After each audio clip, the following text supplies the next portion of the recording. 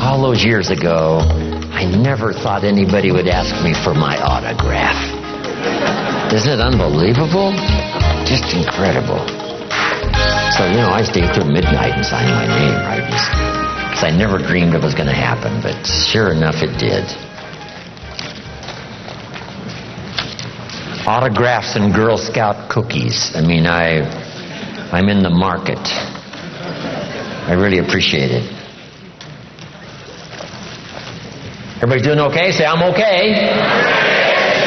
Does anybody have 5 pages of notes already? Okay, I'm sure you're filling up your book. I appreciate that. Okay, we've got a couple of more subjects now to get through, and we got just about 55 minutes to do it. So let's get started. First, let's talk about my version of financial independence. You've heard from Brian. You've heard, some excellent advice. Dennis, these guys are long time experienced, and I'm sure you've got good notes on their presentation. This little bit I, designed long time ago. It's still valid today. Here's one of the major goals to go for: financial independence.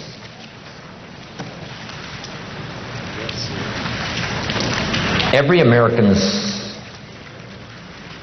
right, privilege to become financially independent. So here's my definition of financial independence. The ability to live, and I'll give you time to write it down. The ability to live from the income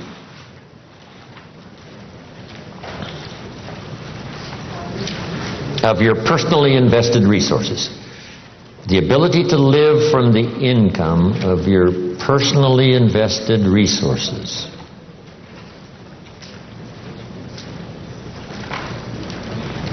That's the simple definition. That from the resources you've invested, the income from those resources, you could live. Here's one of the advantages of financial independence. Now you can work or not work. Or you can certainly choose the work to do.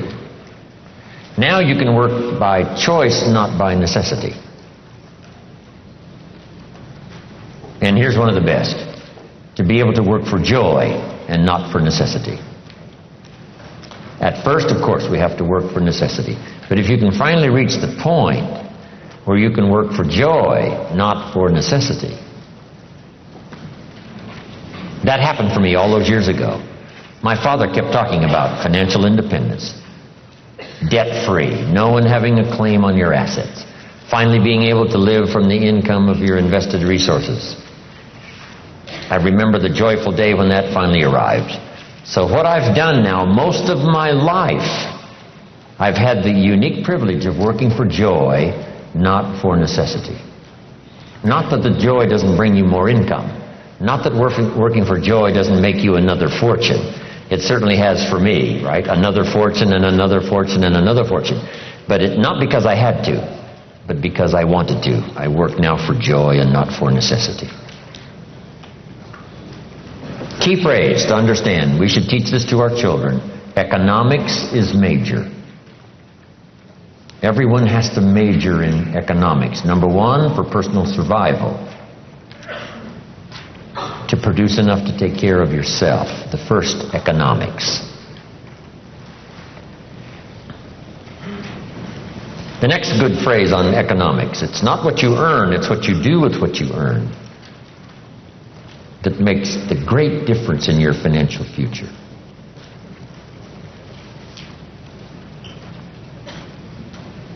All of this is determined by your own philosophy. It's important early, and kids have to have a personal philosophy working even when they go to school. Here's a good definition of your personal philosophy: a guidance system. Your personal philosophy is a guidance system.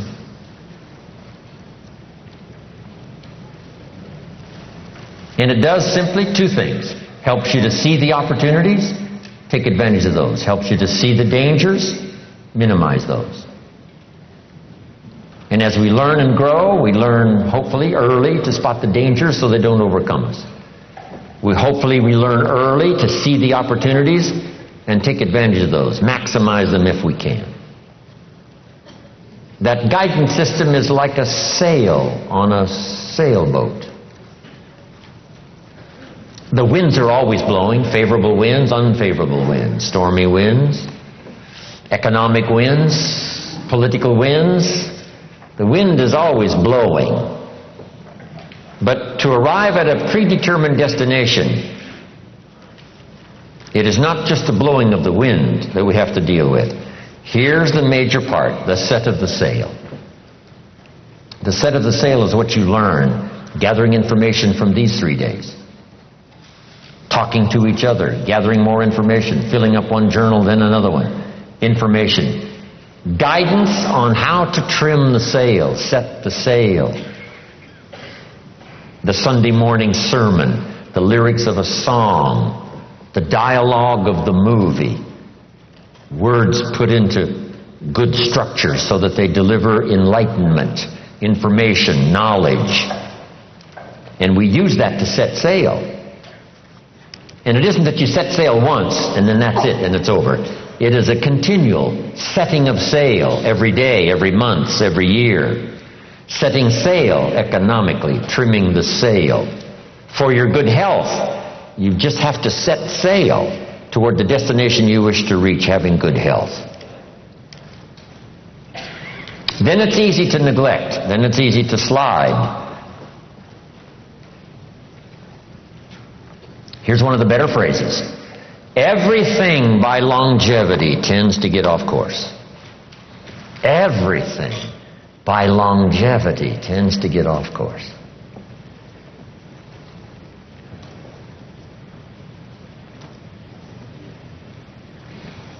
When the early astronauts made those trips to the moon, on the way to the moon, here's what they had to engage in: mid-course corrections. They look at all the gauges, and some solar winds that they didn't expect has pushed them off course as they look at the gauges. Now they must fire the little rockets to get the spaceship back on course. And it's especially critical if you're headed for the moon. If you're in an airplane and you miss Los Angeles and, make San Francisco, you're okay. But you can't miss the moon. And here's why. If you miss the moon, you can't get back. So just put this little note now. It's a pretty serious note. Some destinations are critical.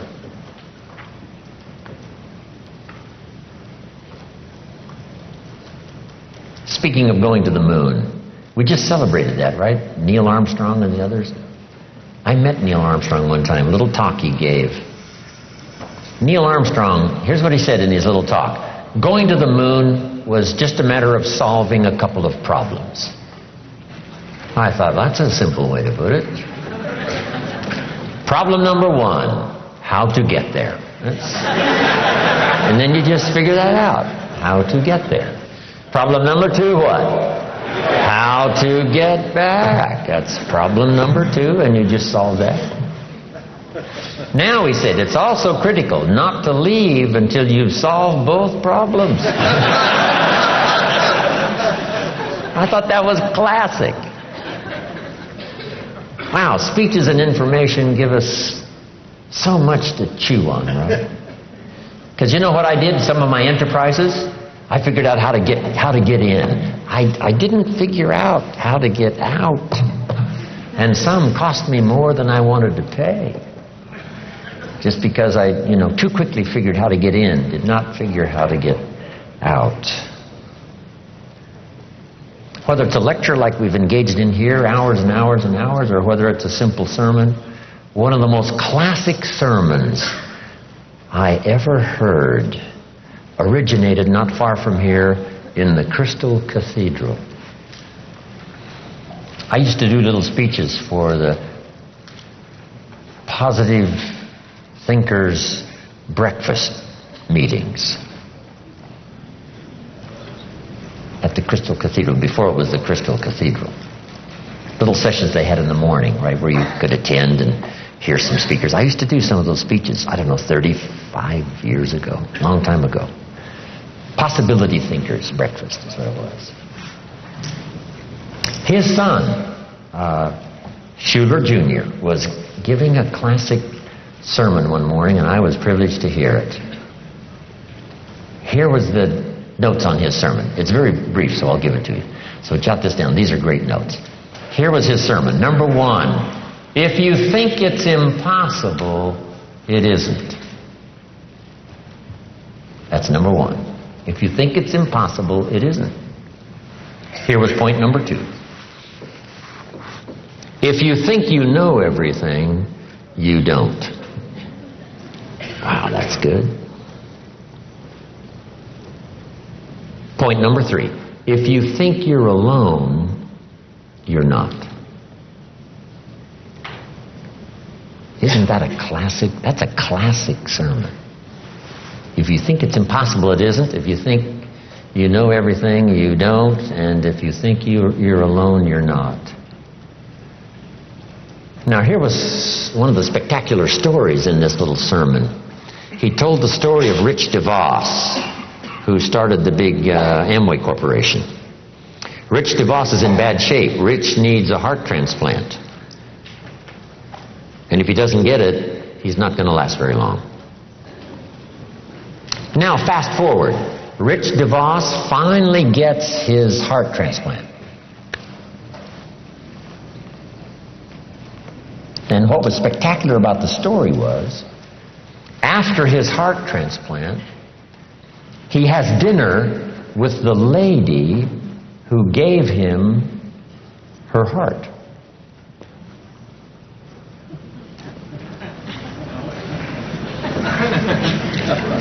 He has dinner with the lady who gave him her heart. You say what? That's impossible. You couldn't have dinner with the person that gave you their heart. Here's what happened. This lady was desperately ill and needed a lung transplant. A donor was found. And sometimes it's much better in a lung transplant if the heart and the lung go together. So this lady gets the heart and the lung transplant that she needs to save her life. Now her heart is left over from this operation, and her heart goes to Rich DeVos. That's how Rich was able to have dinner with the lady who gave him her heart. Isn't that a fantastic story? I love those simple little stories. 1, 2, 3. A couple of illustrations. Wow. Just dramatic, dynamic. Anyway, where was I before I got off on these stories here? Your philosophy. Whether it's your philosophy about economics or your philosophy about marriage or your guidance system about good health, it's easy to get off track. So by longevity, we start, and sure enough, it drifts off course. And that's what sermons are for. And that's what the lyrics of the songs are for in personal conversation, is to get us what? Back on track. Back on track. And hopefully we're not too far off track so that it doesn't take too long to get back on track. So maybe that's all you needed this weekend. You're doing pretty good, but in a few things you've drifted a little to the right, or you've drifted a little to the left, or just by, a casual approach to some things instead of the serious approach, you're a little bit off track. And it doesn't take that long, if it hasn't gone on too long, to get back on track. But even if it's been a long time, you can start the process overnight. You can start the process, decision-making this weekend could be some of the most important of your life and your future. Not because we have given the seminars, but because the moment was right for you. and somehow it was said okay, and somehow it was delivered with sincerity, and you got the message, and this weekend makes a pivotal turn for you in terms of the set of the sail. Okay, your philosophy. Now, your philosophy about money. Someone mentioned the other day the love of money. What about money? What about success? It's a good debate. I've got a good question, and it's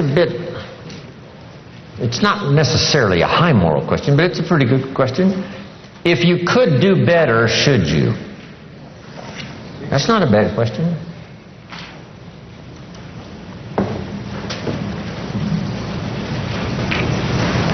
Now, all of us have personal choice, but this is a good question, and a lot of my stuff is up for debate. You know, I don't even claim to be right. If you take all these notes and throw them away and go listen to somebody else, I'll be just as happy. Because, you know, it doesn't matter. As long as you finally, right, get the ideas that make a difference for you and add to the wealth and the structure of your own life systems. That's what's important. Not that I deliver the message, that's all important. But piece by piece and speaker by speaker and teacher by teacher and phrase by phrase and book by book, we pick up the information that helps us to fine-tune our life and our future. But this is a good one for your own debate. If you could do better, should you? That's a good one. Now, let's talk about financial independence. When I meet Mr. Shoaff, I'm not in good shape. Here's where I was when I met him. Pennies in my pocket and nothing in the bank. Because the story of the Girl Scout with the cookies had just occurred in my life, and now I meet this man. Here's what he said. Now to get started in a whole new direction, here's what you need to do. You need to develop a financial statement. So just make a little note on your notes there. If you haven't ever done it, this is not a bad place to start. A financial statement. And a financial statement is very simple. It's a piece of paper with a line down the middle. On this side is the value of all your assets, and over here is all of your liabilities. Here's what you've got in terms of worth, and here's what you owe. And then when you add up all of the value of your assets and you add up all that you owe, called liabilities, we come up with what we call now, finally, when you subtract one from the other, your current net worth. Now, this is not your net worth as a father. This is not your net worth as a parent. This is not your net worth as a friend. There's all kinds of worth and value. But if you really want your economics to go better, here's a good place to start. Key phrase, take a picture of where you are. And here's what it's called, the truth. Now, you don't have to publish this in some local newspaper, right? This is all private stuff. But you have to say, finally, there's no use kidding myself. I got to take a picture of where I am. I got to know how good it is, or I got to know what? I got to know how bad it is. I got to know how much I'm on the upside, or how deep a hole am I really in. So this is what I started. It was a simple little program of coming up with my current net worth. My liabilities, that was easy. I owed my parents, I owed. I made the third borrowing on my car, and he was threatening to come and get it, drag it down the road, rear end up in front of my neighbors. So I had plenty of liabilities. On the asset side, I put my furniture even. I put everything I could think of. My shoes. I mean, wouldn't the Salvation Army give me $2 for my shoes? I mean, I am scrambling. And when I did this exercise, guess what it did? It really soberly gave me a current picture of where I was. And guess what? I was unhappy. But here's what's important about the truth. It sets you free. Number one, free to correct old errors in judgment. That's what the truth is for. To correct old errors. After 6 years, I started working when I was 19. And when I took a picture of where I was, it was not a very happy experience. So now, where do we go from here?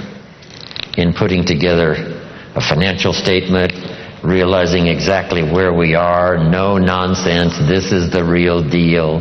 We don't have to share it with anybody, but we do need to know the truth for ourselves. Now here's what we need. Number one, perhaps a new philosophy. Let me give you sort of the simple philosophy of the rich and the poor. Here's the philosophy usually of the rich and the poor. Poor people spend their money and invest what's left. Brian talked a little bit about that, and there's usually what? Not much left. Here's usually the philosophy of the rich. The rich invest their money and spend what's left. It's just a little turn of semantics. But the little turn of semantics is like the turn of the set of the sail that takes you in a whole different direction to wind up at a good place in 1 year, or a place, of average, mundane, where you don't really want to be. Just that little simple shift of philosophy. So here's the key. Think like the rich. Invest your money first, then spend what's left. Don't spend your money and invest what's left. Now the whole key is lifestyle, and Brian touched a little bit on that.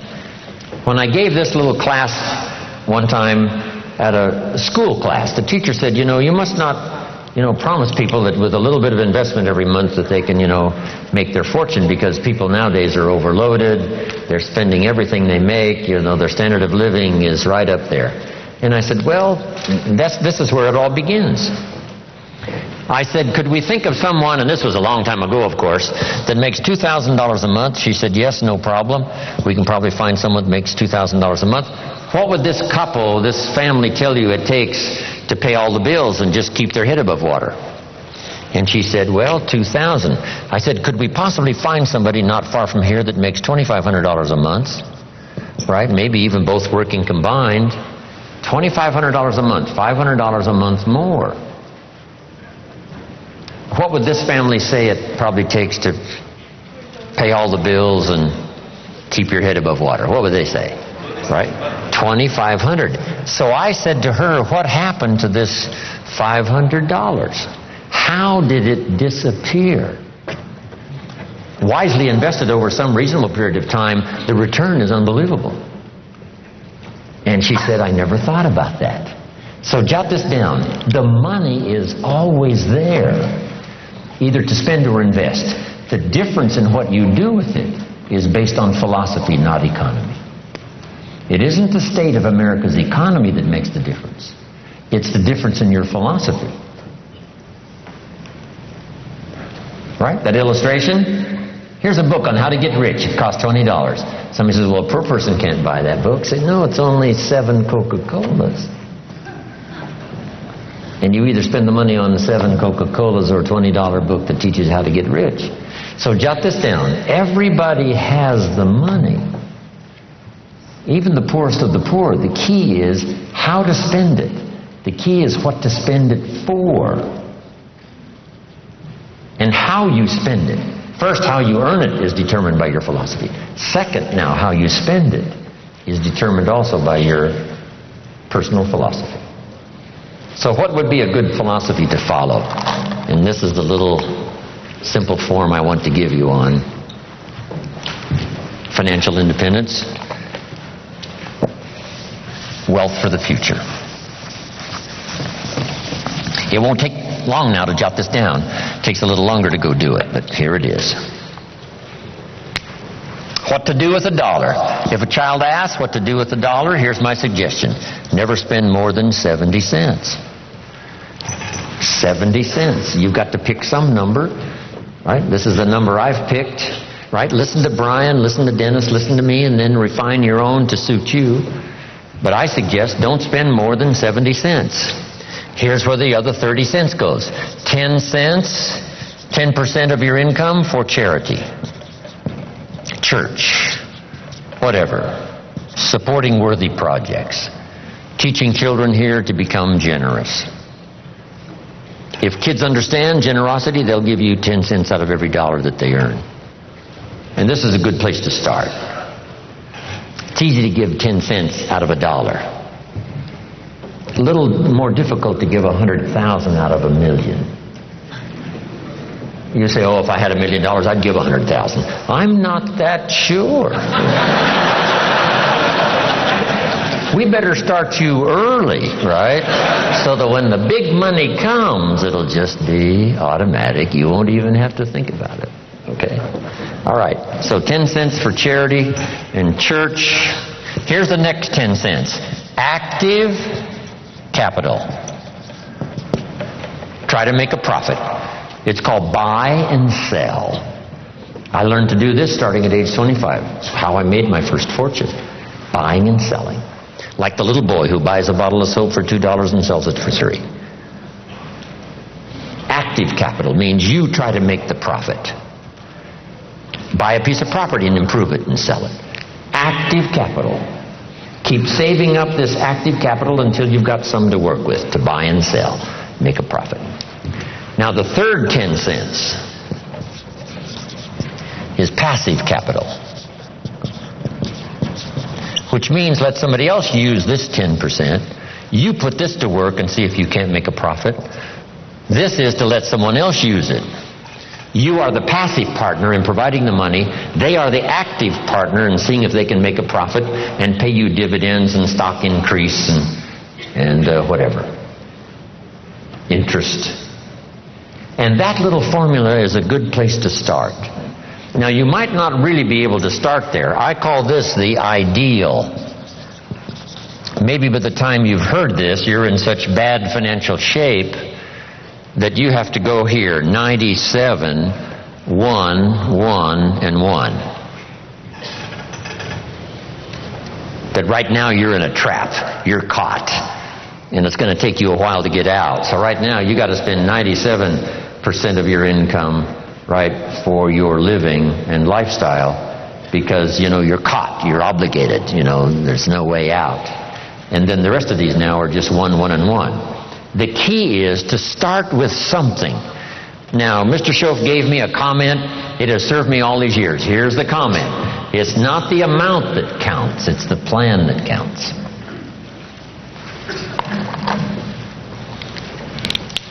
When I first met him, I said, if I had more money, I'd have a better plan. He said, no, if you had a better plan, you'd have more money. So if you have to, you start with 97, 1, 1, and 1. Then what do? Now comes the project right away of trying to get this 97 figure to go down and these other 3 numbers to start going up. This now becomes an exciting game to play. In another seminar, I talk about measuring progress. This is one of the great motivating factors in the world, is to start something and make progress. Start something and make progress. So Jim Rohn told us the ideal was 70, 10, 10, and 10. But I can't start there. I've got to start with 97, 1, 1, and 1. And here's what you've got to understand. This is okay. I mean, if this is where you have to start, that's where you have to start.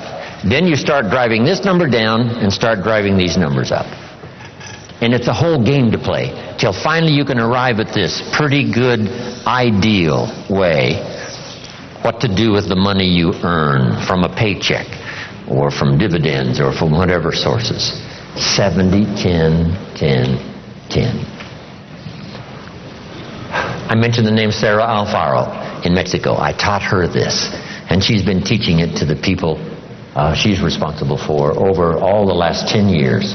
And some of them now are doing extremely well, making big money, and they've got houses and cars and, all kinds of stuff. 70, 10, 10, and 10. Now, when you start getting into the big money, these numbers have to change again. I probably don't spend more than 10% of my income. So if this number for me is 10%, you can imagine what these other 3 numbers probably are. So if you have to, you start here. Get to the ideal.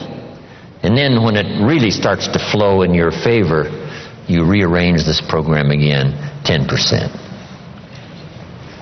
Because if you're doing big time, you couldn't spend 70% of your income. It would be obscene. Right? Too much. So, just a little formula to follow. Now here's the wrap-up, and I've got to get to a few points on leadership before we finish. Here's the next one now. This is only a suggested plan. This is not written in any law. Most advantages and benefits for the future are not written in law. There's no law that says you must not have a heart attack. Where is it written? There is no law. That you must demand of yourself.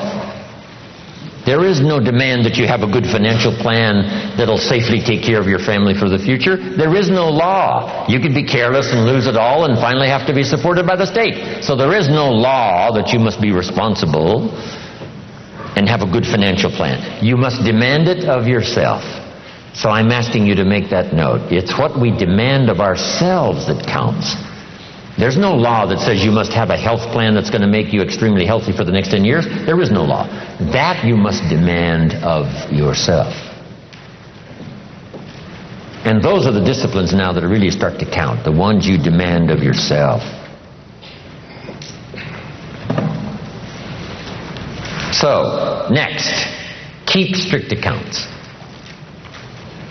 Keep strict accounts. Have you ever heard this expression? I don't know where it all goes. Did you ever hear that? Oh, we'd love to have you run our company. You don't know where it all goes. Did you ever hear this? It just gets away from me. Oh, we'd love to have you run the world. It just gets away from you? Okay. Will you make the note now? Keep strict accounts. This is for your own self-esteem, as well as safety and financial matters for the future. Keep strict accounts. You've got to do it, for the IRS. You've got to do it for the tax bill that comes due.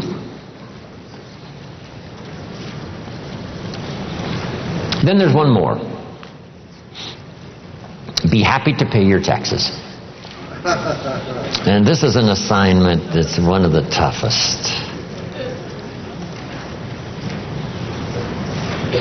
I'm trying to finish this book I've been working on for so long. Hopefully I'll get it done one of these days. And the title is, Of Course Kids Should Pay Taxes. And it's a little book on really everybody should pay taxes. And then you need to know why. In California, if a 10-year-old walks into 7-Eleven and buys something that costs $1, the proprietor asks the child for 8 more pennies. Does the child have a right to know how come we're asking him for 8 more pennies? And the answer is yes. The kid says, I'm only 10 years old. And the proprietor says, congratulations, you're my youngest taxpayer. Now the kid wants to know, who gets these 8 pennies? Where does it go? And here's what the proprietor, if he's wise, says. Well, if you want to ride your bicycle on the sidewalk instead of in the mud, you have to pay the 8 pennies. Everybody pays the 8 pennies on every dollar, so that we have streets and we have a sidewalk. So you don't have to ride your bicycle in the dirt and the mud, you got the sidewalk. And now the child understands, okay, here's my 8 pennies. So jot this down now. Everybody has to pay. We can't let anybody off the hook, because all of us are in this together. And you can't build your own section of the street out in front of your home. What kind of equipment would you need to build your own piece of the street out in front of your house? No, you can't do that. So we take these collective needs that all of us need, and we ante up the money, whether it's federal or state or sales tax or whatever it is, so that all of this is taken care of us. Here's what it's called: the care and feeding of the goose that lays the golden eggs. You say, well, the goose eats too much. That's probably true. But make this note: better a fat goose than no goose at all. So everybody has to pay. How much do you think aircraft carriers cost? And we can't use used missiles.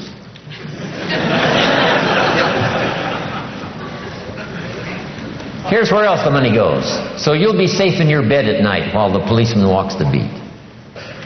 While we sleep, the Air Force doesn't sleep. While we sleep, the Army doesn't sleep. While we sleep, the policeman walks the beat and checks the doors. That's where the money goes. Once you have a vision of where the money goes, yes, for some things it costs too much. Yes, the government sometimes is too extravagant. Yes, all the yeses. But all those yeses are true for all of us. Sure, the goose might eat too much, but who doesn't? Should we have confession time here today? Say, no. Please let me off the hook. So you got to do the same with the government. Yes, the government needs to go on a diet and slim down and not spend quite so much. That's also true. But it's true of what? All of us. This is the deal. We're in all of this thing together. So finally, when I understood what this was all about, I finally became a very strange creature called a happy taxpayer. That's it. Now, should everybody pay? Let me give you one good illustration that comes from the Bible, and I'm finished. Jesus one day, and I'm an amateur on the Bible, but here's a classic story. The storyteller says, Jesus one day was out in front of the synagogue watching people come in, and with him were his disciples. So Jesus and his disciples are watching people come in to the synagogue. And the custom was, before they came into the synagogue, they deposited a contribution. They deposited the contribution, went on into the church. The story says some came with large contributions and went in. Some came with small contributions and went in. And as the disciples and Jesus watched, a little lady came along and she put 2 pennies in the treasury and walked in. And Jesus said, "Look at that." And his disciples said, 2 pennies, 2 pennies, what's 2 pennies? He said, "No, you don't understand. She gave more than everybody else." They said, 2 pennies is more than everybody else? He said, "Yes, because I'm sure that 2 pennies represented almost all of what she had." So since her 2 pennies represented almost all of what she had, she gave the most. What a classic philosophy. Now here's what did not occur. I'm so brilliant, I can give you what the storyteller left out. Here's what did not occur in this little scene. When the little lady put her 2 pennies in the treasury, Jesus and his disciples did not run after her and say, "Hey, hold it, little lady. Hold it, little lady. We've observed what's happened with putting the 2 pennies in the treasury, and we've decided that you're so pitiful and you're so poor that we've decided to give you back your 2 pennies. I'm here to tell you that did not occur. So make this note from this little story. Jesus left her 2 pennies in the treasury, even though it was most of what she had. Wow. That's such a classic lesson in philosophy. That's such a classic lesson in what all of us are involved in making contributions. Shouldn't everybody wish to pay? The government has decided to leave some people that they consider poor and pitiful off the tax rolls. See, that's unthinkable. Shouldn't they, even if they only paid $1, so that they can be able to say what? I pay. I make my contribution. No matter how poor I am, if all I've got's pennies, I give some as contribution. Whether it's taxes or whether it's benevolence or whatever it is. Okay, isn't that a great story? It's a good story. Okay, now to finish up, in the next 20 minutes, let's talk about leadership.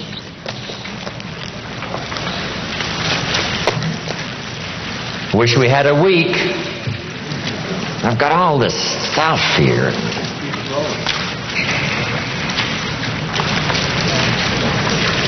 Anyway, Perhaps we'll do this again. Leadership. I got a good phrase for you now on leadership to start with. Here it is. To attract attractive people, you must be attractive. We keep coming back to the same central theme. Personal development is the key to the better future. Success is something you attract. And to attract attractive people, you must be attractive. To attract dedicated people, what? You must be dedicated. To attract positive people, you must be positive. To attract loyal people, you must be loyal. To attract gifted people, you must be gifted. To attract sincere people, you must be sincere. It's a matter of attracting the people you want. That's really the key to leadership. Next, leadership is the big challenge of the 80s. Science, politics, industry, education, sales. Here's one of the most important leadership roles in the future. Parenting. Parenting, mother and father. Or sometimes a single father or a single mother that has to be both mother and father. This is such an incredible challenge. Guess who the great heroes are in our country? Teachers and single mothers. I can't imagine the job. It's almost too tough to imagine. I was coming back once from San Diego back to Los Angeles, and it was 1 o'clock. I'd been to a very late meeting. I stopped by Denny's. 24-hour coffee shop was open. I stopped by Denny's. It's 1 o'clock in the morning, and I walk in to have a little something, piece of pie I think it was, and a cup of coffee. And at Denny's at 1 o'clock in the morning was the Avon lady.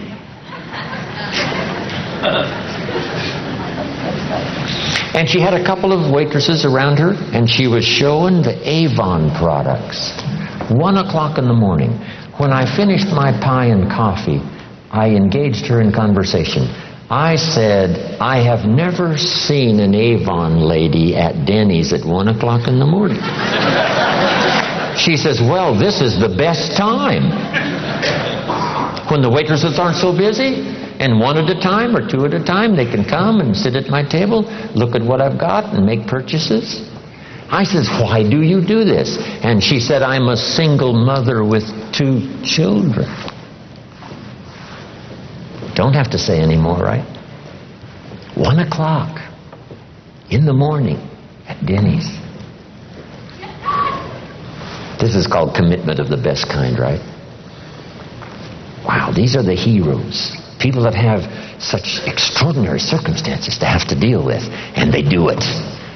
They have such responsibility, and they do it. Right? They're stacked high with, difficulties, and they do it. They do it. Especially mothers. So the challenge is parenting, leadership in parenting. Here's the next challenge in leadership. To step above mediocrity, where you can not only help yourself, but help someone else.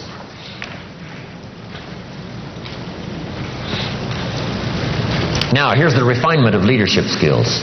This is a good list to make. Be strong, but not rude.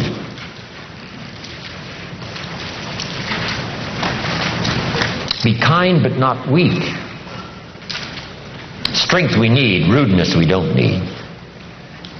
Kindness we need, but not weakness. Some people mistake weakness for kindness. But don't do that for yourself. Next is to be bold, but not a bully. Refinement of leadership skills. Next is to be humble, but not timid.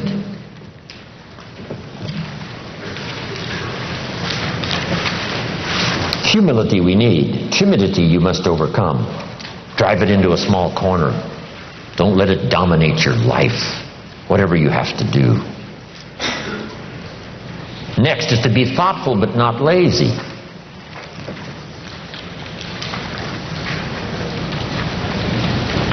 Here's a good one. To be proud but not arrogant.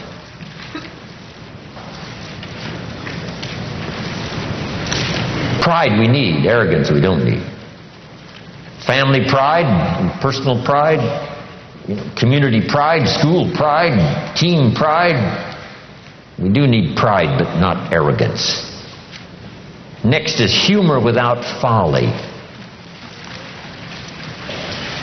This is part of sophistication everybody needs to work for. Humor without folly. Witty but not silly.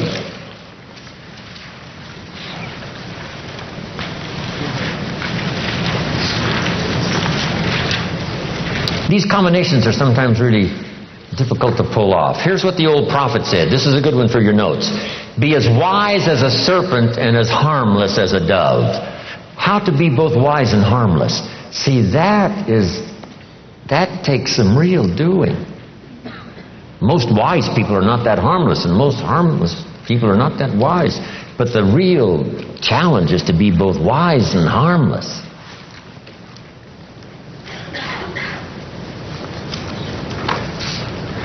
One of the writer of New Testament said, I've learned to be both ambitious and content. Now that is a real stretch. But here was his solution. To be content with what you've achieved and ambitious for more. Right? To engage in contentment with what you... If you're always discontented with what you've achieved or what you have, see that is the wrong malady. But if you're happy with what you've achieved, but ambitious for more, that's the key. Most ambitious people are not that content, and most content people are not that ambitious. But he said, here's what to strive for, to be both ambitious and content, to be both wise and harmless. Next, in leadership. Here's the major studies for leadership as you continue your journey. Number one, the study of possibilities. Play the what-if game. What if I had the resources to make the investment so my family would be secure and I had reached financial independence? What if? If you engage in the what-if game for the future, what if I took these extra classes? What if I developed these extra skills? What if I really disciplined myself to do more than I've ever done before? What could possibly be the outcome? Engage in that what-if game. What if I found the right people over the next 6 months? What could I possibly accomplish that I haven't accomplished so far? This is good, the what-if game. When I found an unusual financial opportunity, the first night I played the what-if game. By 3 in the morning, I'd made about $3 million. On paper. On paper. But jot this down, that's where it starts. What if I had 2? What if I had 5? What if I had 5 and they each had 5 and we all worked together for this common cause? What could we accomplish? Wow, just play the what-if game. And then that saves you from later having to play this game. If I'd only kept that piece of property instead of selling it. Years and years ago, I owned 10 acres in Carefree, Arizona. I bought it for $50,000 and I sold it for $80,000. I made $30,000. Here's what was tragic. I didn't need to sell it. It is now worth probably over $1 million.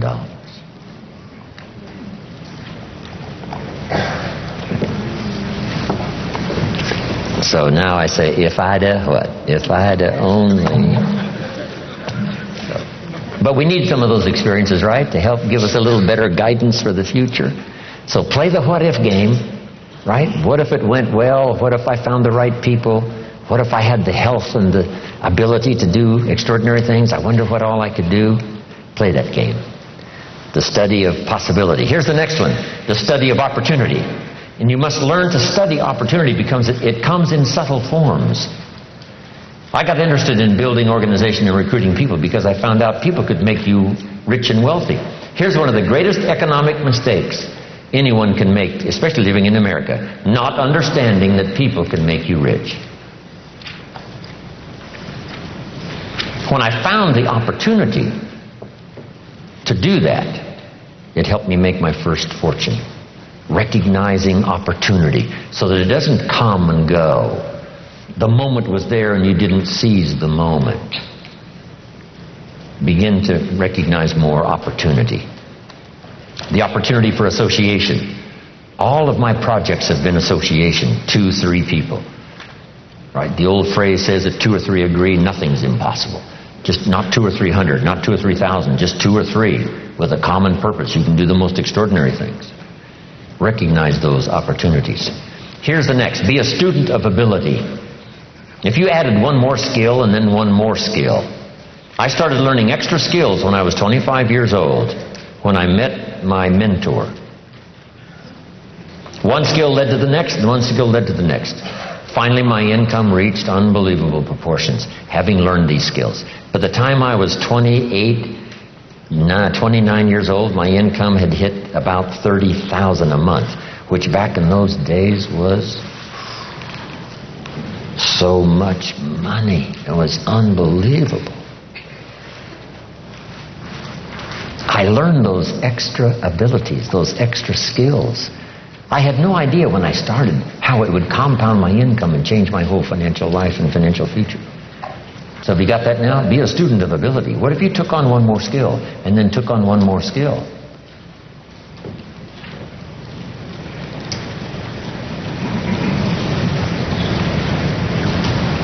Next, be a student of inevitability, which is called consequences that you don't want to suffer. If you have a poor diet, it doesn't take that long for the early signs to appear.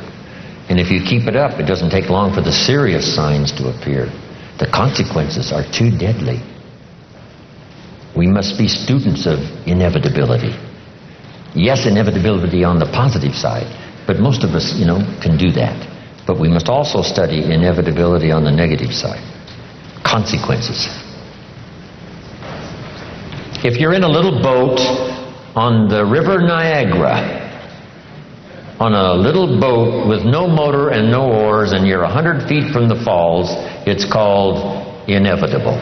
It's over. Somebody should have painted you that scene way upstream so that you wouldn't find yourself in such an inevitable position.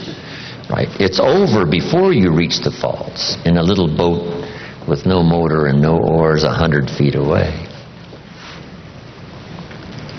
Now here's the next one. Be a student of rationality. Be able to put everything through your own mind and your own thinking process. Challenge yourself to think constructively. Here's the next one. Challenge yourself to do some new thinking.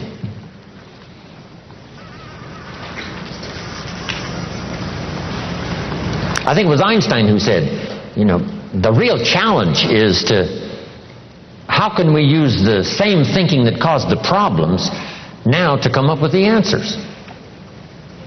So here's what we have to do. Shift gears into some new areas of thinking, new ways of thinking how to solve problems. Not the old thinking that caused the problems, the new style of thinking that creates the answers. Rationality also means, yes, be optimistic, but also be a realist. Here's how it really is. Here's how it could be. Here are the possibilities, but here's how it really is. Take input, but not orders. Abraham Lincoln said, "Since I would be no one's slave, I will be no one's master."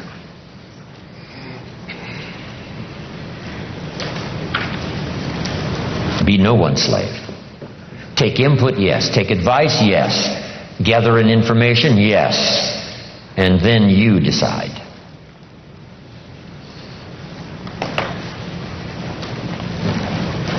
Now make this little list. This is a good list. 5 sources of inspiration. Number 1, deciding. Maybe some of you this weekend have engaged in the decision-making process that is going to send you home with a new phase of inspiration in your life. To start making whatever changes you need to make, amend the errors in disciplines and judgments. Deciding is so exciting once you've decided. Especially those major decisions that you know are going to have an outcome in spite of anything that can happen. Especially if you decide it like this. No matter what. See, that is... You can't believe how self-confidence and self-esteem starts to serve you well when you start to say, no matter what.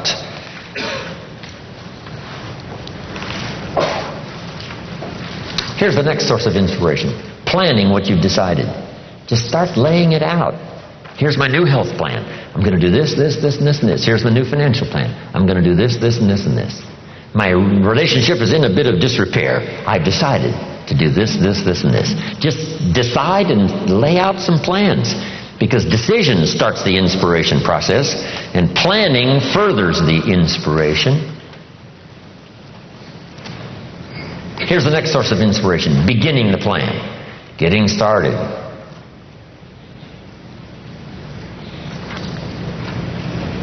I taught this a long time ago. I haven't for a long time. An apple a day could start the process of changing your life. Number one, deciding that it's a good thing to do. Number one, before the day is over, to eat the first apple. And especially by the time you've reached the second and the third day, here's what you can say. I'm on a new track. And it's only 3 apples.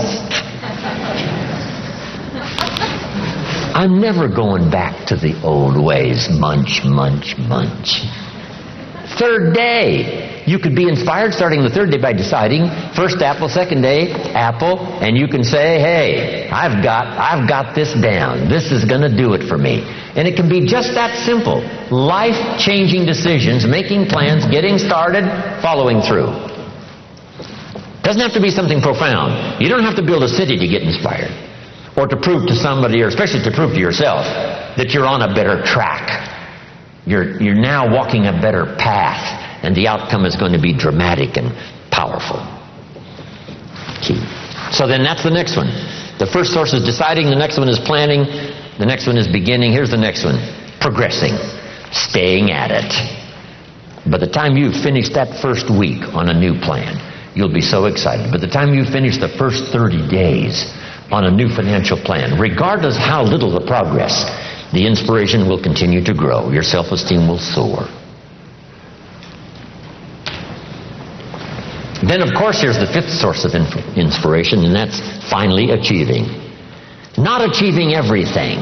We cannot do that. We can't achieve everything at once. But we can work on this project and achieve that. Work on the next project and achieve that. We set up this goal and we achieve that. We set up a production goal and we hit it. We set up a goal to increase our income. Within 90 days we had arrived at that new figure. Achieving. Wow. Now in your development as a leader, make these good notes.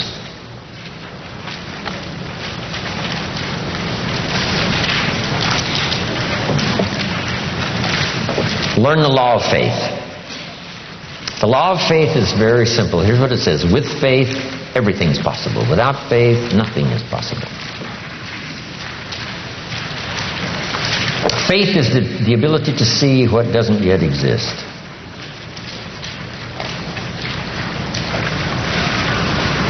Faith is the ability to believe that it's possible. Faith is not like tangible, but it is so close to real, we call it a piece of the real. One writer called it evidence. One writer called it substance of something hoped for. Faith. Imagination mixed with faith. Now, as a leader, no telling what you can accomplish. As a father, no telling what you can build. When I built my first house for my family in Idaho all those years ago, I used to take friends of mine out to the vacant lot and show them through the house. Is that possible? Sure. Yes, of course. I used to say, here's the 3-car garage. And they would look and say, yeah, this will hold 3 cars. The house that wasn't there, I described it so well they could see it. I could see it. Isn't that what the artist does, that puts together the artist's rendering and says, this is the house that isn't there? Say, no, the house isn't there. Say, no, yes, this is the house. So I'd take, my friends on a little journey through the house. This is the fireplace. It's got bricks on one side and it's got white stone on the other side. They would say, wow, what a fireplace. And I'd take them through the bedrooms, the whole thing. Here's this kitchen with a view window. In the kitchen where you can see this incredible view. And they would look out the window. I described that house so well. One day, one of my friends bumped his elbow on the fireplace. I'm telling you. Here's what you must do as a leader, especially as a parent. You must be able to see the future. You must be able to design it. Yes, see it as it is. But here's the next step of faith. See it better than it is. If you see it better than it is now, that's the vision. That takes faith. Then here's the third step. We've talked about it so often during these 2 days already. See it better than it is. Believe it can be better than it is. And number 3 is make it better. Go to work.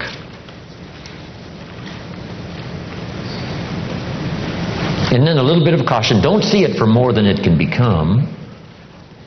Plenty is possible without being foolish. What did Brian say? He said, I want to be a millionaire by the end of the week. See, would you give us a little longer? Come on, that's not realistic. There's a thin line between faith and folly. And that's a good one not to cross. Plenty is possible without being foolish.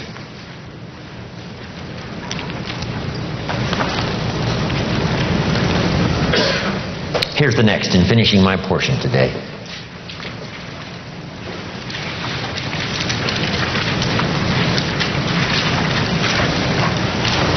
I did a little talk one time on what made me wealthy. And here's what I covered. We did a little bit of it on lifestyle. One was my heritage has made me wealthy. My parents, my children, my parents, my books I didn't write that I read. What makes me rich is my country that has so much to offer. If I don't take advantage of it, it's my fault. I get to settle some accounts in courts I didn't construct, send my children to schools I didn't build, all part of my heritage. I jump on an airplane I didn't construct, talk on a telephone I didn't invent. You could just go on and on with this list. The things we've been blessed with that were not the work of our hands, but were the work of many hands and geniuses that put it all together. That whole heritage list is so extraordinary. If you take the time to do it, you'll become so inspired by what you've got and what serves you so well that you didn't put together, somebody else did. Somebody else paid the ultimate price. For our freedom in America, many paid the ultimate price, World War II especially. 50 million people lost their lives World War II fighting for freedom, trying to stop the Hitler Nazi machine and then communism. Wow, and here we are. It's all handed to us, and the lights are on, and the place is ready, and the seats are here, and the tables are here, and the speaker has arrived. Wow, what gifts we have. Next, I said I'm wealthy because of my experiences. The places I've gone and the people I've met and what I've experienced has made me rich. We sometimes hear this expression, he has a wealth of experience. See, that's true. A wealth of experience. So here's the next key on this now. Treat your experiences as wealth. Commodity, coin, currency. So what do we do with wealth? We invest it. We invest the wealth of our experiences into the possibilities of the future. Next, I'm wealthy because of my friends and my associates. Extraordinary people who say to me, what do you want to do? We'll just go do it. What do you want to accomplish? We'll just go do it. We'll accomplish it. How much more do you want to do? We'll get it done. It's so great to be surrounded by those kind of people. You say, what do you want to do? We'll go do it. If you can dream it, we can help. If you can dream it, we'll put it together.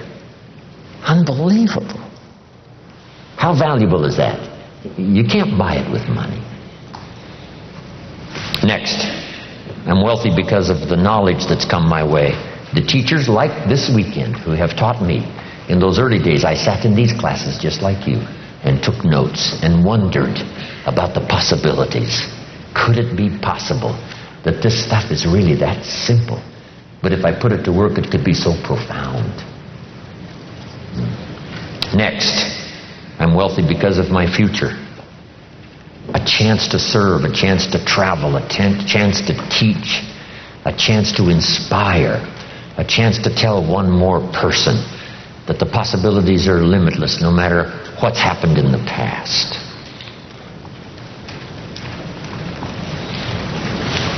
Next,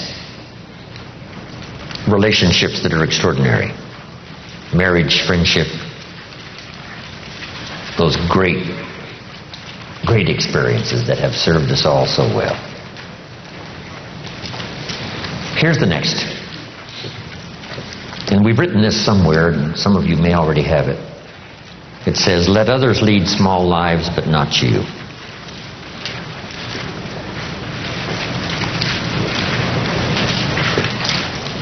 Let others, cry and whimper over small hurts, but not you. Then another one that really helped me. Helped them secure a fortune and fortunes after. Here it is. Learn to help people not just with their jobs, but with their lives. I learned early in my accelerated business career to teach life skills as well as business skills, work skills and job skills. Because guess what? We need both, work skills and life skills. Here's the last one. It's a promise from the Bible. Here's what it says. If you work on your gifts, they will make room for you. If you work on your gifts, they will make room for you. They'll make a place for you. You'll be invited to some extraordinary places if you keep working on your gifts.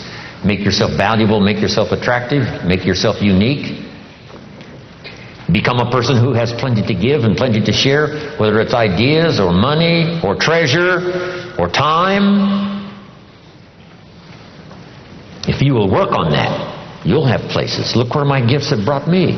From the farm country of Idaho to this magnificent place to serve and share ideas, my experiences, hopefully that will make a difference. And last, when I'm gone, people always ask, what would you like said after you're gone? And I came up with something the other day. It was pretty simple. Here it is. Jim Rohn made a major contribution to someone. Jim Rohn made a major contribution to someone, and then another one, and another one, and another one. Wow. And that journey continues for me. So if you've got my name on your notes, which hopefully I'm sure you have, when we leave here, I go with you, these notes and all the experience that we've had. But I promise you this, as we leave here, I will not leave you behind.